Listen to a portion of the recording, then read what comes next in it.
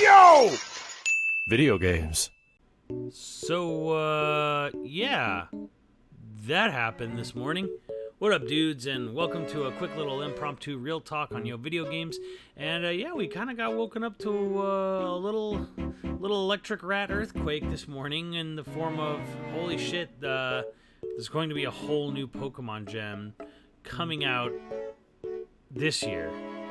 Like, not next year, not like early or January, February, or, you know, some nebulous holiday season. No. Late 2022. So, to me, that's cool. I mean, it's cool for Pokemon fans, and, I mean, we could talk a little bit about what we saw in the trailer, and that it definitely looks like it's taking what Game Freak has learned with Pokemon Legends and sort of applying it to like a mainline Pokemon entry, which is great. Kind of feels a lot like what people really wanted and expected out of Sword and Shield in the first place. I don't really follow Pokemon. I'm not a huge Pokemon fan necessarily. It's not even really the focus of this video, obviously, if you're looking at the title. But yeah, it was more of the shockwave that, oh, this is coming out in 2022 still. You know, another million-selling, 20-plus million-seller Pokemon game.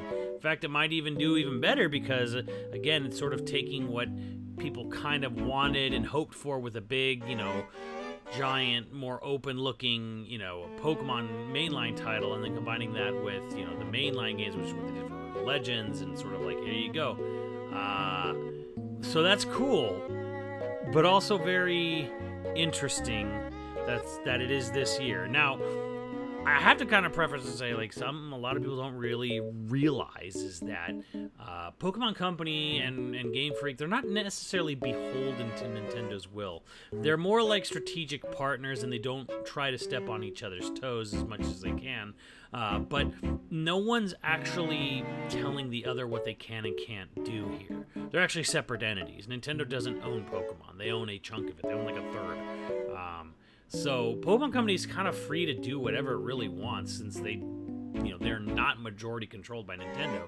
So that being said, considering it is, you know, the juggernaut of the franchise that it is, and that it is exclusive to, you know, Nintendo devices outside of mobile, obviously Nintendo's not going to really try to compete against someone who's such a strategic partner.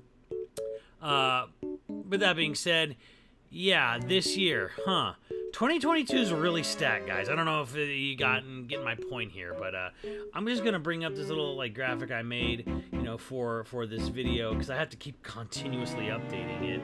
I started it like last December, and now it's just getting more and more updated every few weeks. But yeah, like 2022, and some of this is guesswork, and some of this is like, but like more of it's getting filled out. More and more of it's becoming like actual real. January had Pokemon Legends Arceus. February was blank for Nintendo, which is probably just fine considering how crazy this month is for other releases with Horizon and Elden Ring and King of Fighters and Sifu and everything. And then of March, though, kicks things off right away with Triangle Strategy, which is not necessarily a Nintendo exclusive, but is definitely a timed exclusive. Probably going to end up on Game Pass like Octopath at some point. Ending out the month, you get Kirby on the 25th of March, and then April. Oh, I forgot to actually put this in here. I don't know, how silly of me. I'll fix this in post. But yeah, April we have Advance Wars and Nintendo Switch Sports. Both like April 8th for Advance Wars, and then April like 29th for Switch Sports, right at the tail end of the month. So another two, you know, big first-party games. You know, Advance Wars is more of like a fan favorite. Nintendo Switch Sports is I think Nintendo shot in the dark at seeing like, hey, can we sort of recapture just a bit of that glory of Wii Sports Resort? It's not a pack-in game, so it's obviously not going to have the same impact or anywhere close to it. But I think Nintendo looks at this and go, if we can eke out like 10, 15 million sales out of Nintendo Switch Sports, that's just an absolute win. Again, then May is blank. I don't know why May is blank, but considering they have 2 games in April and 2 games in June, maybe that's just why. Just where the chips fell. I don't know. You know, you start off around June 10th or so with Fire Emblem Warriors, 3 Hopes, and then you end at the month around the 24th with Mario Strikers Battle League. You know, a nice big surprise from that direct. So 2 big games in June, two big games in April, no games in May. A little strange, but whatever. And then July, this is where things start to get a little more okay, this is guesstimate for the most part. We don't have a release date for Monster Hunter Rise Sunbreak. I'm just kind of assuming July. Capcom said summer. Splatoon 3 is the interesting one. No release date for that at all. Doesn't have a month, doesn't have a season, just still said nebulously 2022 in the Nintendo Direct. So they're really not committing to anything as far as Splatoon 3 goes. It's really weird to me. Like, they didn't say like first half, they didn't say summer. They just said it's coming this year. That's it. Weird. Mario Rabbids Sparks of Hope. I don't really have any really good feeling on this one way or the other. I have read some rumblings that it's actually having some optimization issues. It may not even make it out this year. But even if, like, Splatoon 3 could easily come out in August, and July could belong to mostly just Monster Hunter, because you got Fire Emblem Warriors and you got Mario Strikers Battle League. Mario Strikers Battle League is going to be a, obviously, big online presence. Nintendo may not want to release Splatoon 3 so close to another in-house, first-party, online-focused multiplayer title. Who knows? September, we do know for sure 100% now is Xenoblade 3. Suck it, haters. So that's actually confirmed. That's a big game. That's a big title. It's not going to sell super well compared to a lot of these other games, but it's still going to sell decently, and it's going to be huge. It's going to be a large-scale game. It's kind of like that sort of not in scope, but in sort of like sales-wise. It's probably going to do something around like, it'll be kind of like a little Metroid Dread, or a Fire Emblem Three Houses thing. Hopefully it'll break the little ceiling from 2. We have no idea how much 2 has sold since our last update, which was long before the Smash Brothers inclusion, so who knows. But I'm expecting a little, hopefully 3 million sales out of it or whatever. Bayonetta 3, that's a game that's never going to sell well. It just won't. Like, even in the best circumstances, even if it was released on everything, like the ceiling for character action games is just not that high. But hey, it is the Switch. It is kind of feeling like Platinum's last hurrah for this style of game. I hope not. I hope that's just I hope that's just me being a worry wart or whatever. But probably October. Bayonetta 2 originally came out October on Wii U. Bayonetta 3, I don't think it's like close to done. I think they're kind of like gonna need any extra time they can get to finish it up. There has been some rumblings that it may be one of the titles pushed out of this year. It's possible. And then November, of course, we do know for sure Pokemon. We don't really know for sure, but like, okay, late 2022 would imply like, oh, December. But here's the thing. Pokemon Company's not missing Black Friday. That is like so insanely critical for Pokemon Company to try to hit that Black Friday. And even if for some reason like they can't, like it has to be December. Pokemon Company and generally Game Freak are really good about, once they set a date, they kind of meet it. They're not known for like big wide delays. Like, I'm sure it's happened in the past with some Pokemon games, but like generally as a whole, Pokemon Company doesn't really have these huge delays. And then of course there's the rumored Metroid Prime 1 remaster, which is supposed to hit on the anniversary of the original Metroid Prime, which would place it firmly in November. And then that technically leaves December blank, but I think Pokemon could easily slide in there. Hell, Bayonetta 3 could even slide into December, honestly, or Mario Rabbids. It's hard to really say. Because I don't think, obviously, like Splatoon 3 doesn't have a release, but I don't think that's like going to be like, oh my god, it's barely going to hit the end of the year. But that all leads up to the big thing, and the exact first thought that went into my brain when the Pokemon Scarlet Violet trailer ended, and I'm like, oh, Zelda's not making it this year, is it? And that kind of just might just come more from necessity more than just the game being in a troubled state of development. But Nintendo's released 2 tiny teasers, one entirely cinematic and one showing very small snippets of gameplay, a lot of it from familiar areas. So they've definitely been holding back a bit on they don't want to reveal too much about whatever new mechanics, new stuff they've got going into the game. Fair enough. But for what is supposedly going to be their big holiday title, which doesn't have a release date, they sure do have a lot, more coming in at the same time. You've got a release month for Xenoblade 3, like you've got a release window for Pokemon.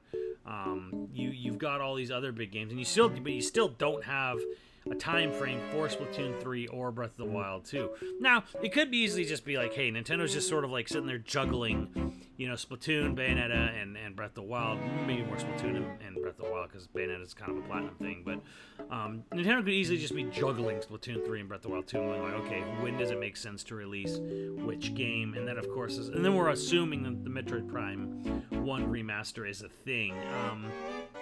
And I'm kind of just looking at this and going, okay, here's the real thing. 2023 is going to need some games. If we were to say, okay, let's put Breath of the Wild in, say, let's just say it has to be December or whatever. Or maybe it is November. Maybe it is November with Metroid Prime. Maybe they release all three. But if they do get Breath of the Wild 2 out this year, and they do get Bayonetta 3 out this year, and Mario Rabbids makes it out this year, and all the other games make it out this year, what the hell does Nintendo sell in 2023? Now, even this year alone, they've already got, you know, a chunk of Mario Kart DLC. They got the first bit in March, and then at least 2 or 3 more are going to have to show up this year, and then the other 3 are going to show up in 2023 for Mario Kart 8 DLC. So they've got that to sort of like replace the big Smash Brothers hype stuff. So that's pretty cool especially for Mario Kart fans in Light Arrow, but it's a stacked year. It's a busy, stacked year. And it's funny because it feels like the last few years on the Nintendo Switch, they've kind of like revolved around 1 or 2 big major holiday titles, and then everything else is sort of like a gimme. It's like, you know, hey, here's a Mario Party to go with it, or here's this, you know, we kind of have like one big Pokemon game, and then we have like maybe like one big Metroid game to appease like the hardcore fan base or whatever. You know, everything, or like here's a Pokemon game and here's Smash Brothers, you know. So this is a big, fat, stacked year, and I'm kind of not seeing the advantage at this point of even putting Zelda in here, because you could put Zelda in March, like 6 years to the day from the original game coming out, and it's gonna sell just fine, because that game is a phenomenon. It sold 25 million copies. Breath of the Wild 2 is going to sell great no matter when it releases. So, you know, you could release it in this crowded fall lineup and it'll still do great. It'll still do, you know, tens of millions of copies are going to sell from it no matter what. But on the other hand, why clog up your own narrative, you know? Like, why have all this stuff with you know, with Pokemon and a possible Metroid Prime and a Splatoon 3 and all the other stuff, and then all these other like big hardcore games like Bayo and Xeno and what have you. Why even put it all together? Why blend it all up? You know, it's better for every game. Hell, it benefits games like Xenoblade 3 and Bayonetta 3 a lot more if Zelda doesn't come out this year, because then, you know, you could definitely look at that, well, you got Xenoblade 3, you got this giant-ass open-world RPG to run around in here, you know, since you're going to be waiting a little longer on Zelda. So I just think for the maximum sales potential of both the lesser-selling franchises and a little bit for just Zelda on its own, I kind of just don't see this year being the year. And to me, Pokemon really just shoots that, you know, completely, where it's just like, okay, you're launching the next generation, not like a spin-off, not even like a Legend spin-off, but like the next generation Pokemon title, you know, late this year. Probably, you know, I'd bet money more than likely trying to get it out before Black Friday in the States. So, you know, you're good. They're in an embarrassment of riches. They're going to make a ton of money this year. They're going to sell a ton of copies of a ton of games that people all really want. And everything's just going to be great, you know, for everyone, except the diehard Zelda fans who are really hoping it'll be, you know, they can play Zelda this year. But yeah, I'm just kind of looking at this and saying, like, does it even make financial sense? Nintendo doesn't need it. And it honestly just helped the other games get a little bit more time to shine, because you got to remember there is competition on the other end too. You know, you are going to have God of War, Ragnarok, you are going to have Starfield, and whether or not you care about those games is irrelevant. The fact of the matter is that they are sequels to Starfield's its own thing, but it is basically Elder Scrolls in space, which, you know, that sold like 30 to 50 million copies, and God of War has sold tens of millions of copies. These are major titles.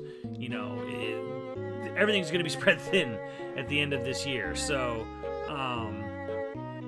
I just think right now, like, man, with such a packed lineup that has more confirmed dates, like, I think the big ones to me are the fact that Pokemon's late this year, Xenoblade's committed to September, Splatoon doesn't have a release date, but I don't think that's definitely not gonna like miss this year. They've shown a lot of Splatoon 3. Because Splatoon 3 and Zelda both have something in common, and that is they are both announced for this year. But the thing they don't have in common is that Splatoon 3 has shown way more footage of what they're doing for a game with no known release date, no release month, no release season. And for Breath of the Wild 2, we have a tiny gameplay teaser, and then we have a tiny cinematic, announcement teaser. So, to me, looking at everything all together, with the Mario Kart 8 DLC, with whatever additions they do to the N64, whatever additions they do to the Nintendo Switch Online and the expansion pack to try to get more people to sign up for the expansion pack version of the NSO, all that combined, all that together, and I just kind of look at this and go, I don't think Zelda's making it this year. Zelda's no stranger to delays. The game's probably ambitious. It has to be. Like, I know it's a follow-up, but, like, at the same time, we're seeing a lot of crazy stuff, like Link melting through floors, like, possibly reversing time. And that shit is just not easy to program, and, like, they may have some really intricate things planned for Breath of the Wild 2 that they're shying away from showing, and that could be a big deal, both, cool, but also this could be something that's just going to be taking a lot of time to get right. And when you have, so many other big selling games and just big games in general coming out this year, just on the Switch alone, I mean, yeah, Pokemon's gonna float Nintendo, even with their only partial ownership. Like, Splatoon 3 is a great seller, and Pokemon's gonna sell great, and Nintendo Switch Sports could possibly sell amazing as well. So, and then all the other, fanboy driven stuff, Bayonetta 3, Xeno 3. So, okay, yeah, just I don't know. Let me know what you guys think, because my analysis of the whole situation here is pretty simple. I don't think Zelda's making it out this year. I think Nintendo is going to need to sell games in 2023 beyond just Prime 4, which I expect in holiday November 2023. And the Switch is already looking very, very long in the tooth as far as like hardware and performance wise. And I don't think Nintendo has any ambitions or goals to release any sort of update or new system anytime soon. I think the chip shortage has definitely scared them away from doing anything close to that, and they're just going to ride on the Switch as long as they can, but they will need new games to sell, even more Switches than they already have. And 2023 right now is like, okay, you have absolutely nothing, probably Prime 4, and you have everything in the world coming out in 2022. Something's got to give, and frankly, with the amount of footage we've seen, I think Zelda's going to be the one to do it. Just kind of feels that way. Hopefully it doesn't ruin your day, but let me know what you guys think, and I will see you on the channel later, dudes.